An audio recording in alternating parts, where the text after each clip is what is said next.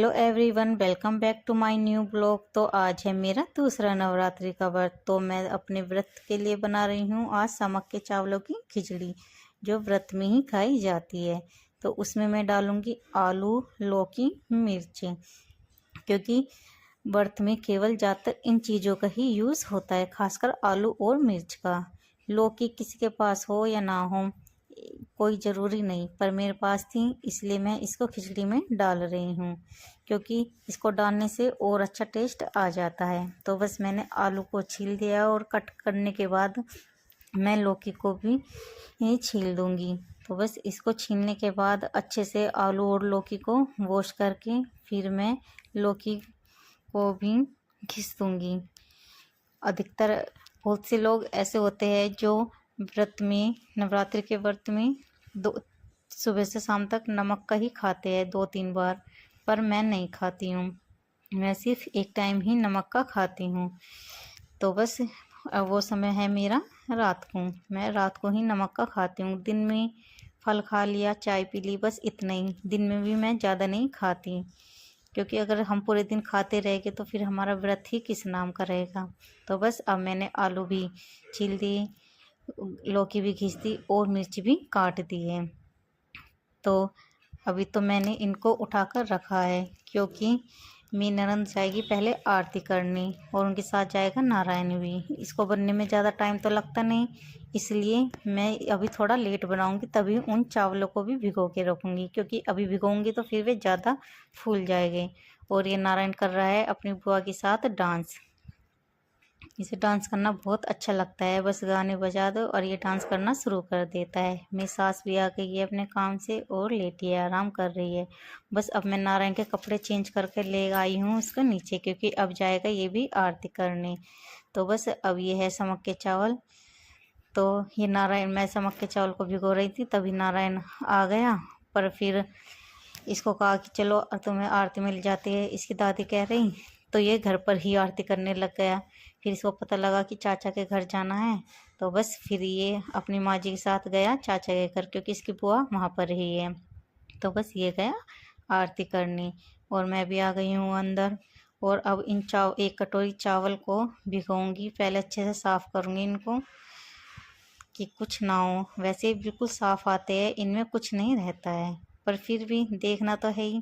तो मैंने एक कटोरी चावल को प्लेट में निकाल लिया है और अब मैं इनको चेक कर रही हूँ कि कहीं इनमें कुछ ना हो, और इनमें कुछ नहीं निकला। और बस अब इनको धो दूँगी थोड़ी देर इनमें पानी करके, जब तक सामान सब्जी खिचड़ी छोकती हूँ तब तक ये भीगे रहेंगे। तो उसके लिए मैंने चढ़ा दिया है भिगोना। तो भिगोने में मैंने डाला है तेल। रिफाइंड का यूज़ करते हैं, क्योंकि व्रत में सरसों का तेल तो यूज़ नहीं होता है, या तो रिफाइंड या फिर घी। तो बस हम करते हैं रिफाइंड यूज़। तो बस इसमें मैं डालूँगी जीरा, मिर्च, आलू,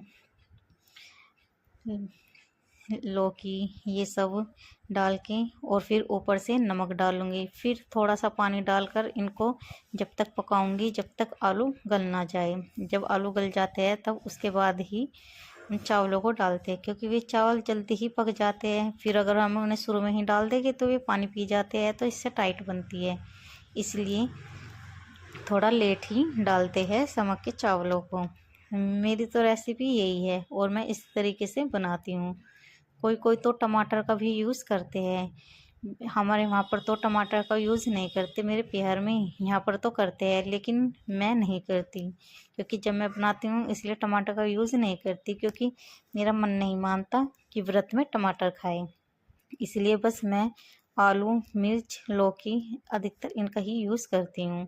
लौकी हो या ना हो, पर आलू मिर्च का तो यूज़ होता ही है, चाहे पकौड़ी बनाओ, खिचड़ी बनाओ, जो भी व्रत में बनता है उसमें आलू मिर्च तो ज़रूर डलते ही है। तो बस मैंने खिचड़ी छोक दी है और ये हमारे घर पर आ गई है गीत गाने। ये चाचा की लड़की है, ये शर्मा रही है, तो इस वजह से मैं वीडियो नहीं बना पाई। तो बस वे आरती करके चली गई और मैंने आके देखा कि हमारी ये आलू भी बिल्कुल तरीके से गल चुके हैं। तो बस डाला मैंने इनमें चावलों को, और बस अब इनमें जितने हमने चावल लिए थे उससे 2-3 कटोरी फालतू पानी ले इसमें डालना है, क्योंकि ये थोड़ी पतली हो तभी अच्छे लगते हैं, ज़्यादा पतली भी नहीं और ज़्यादा टाइट भी नहीं, बिल्कुल सही होनी चाहिए।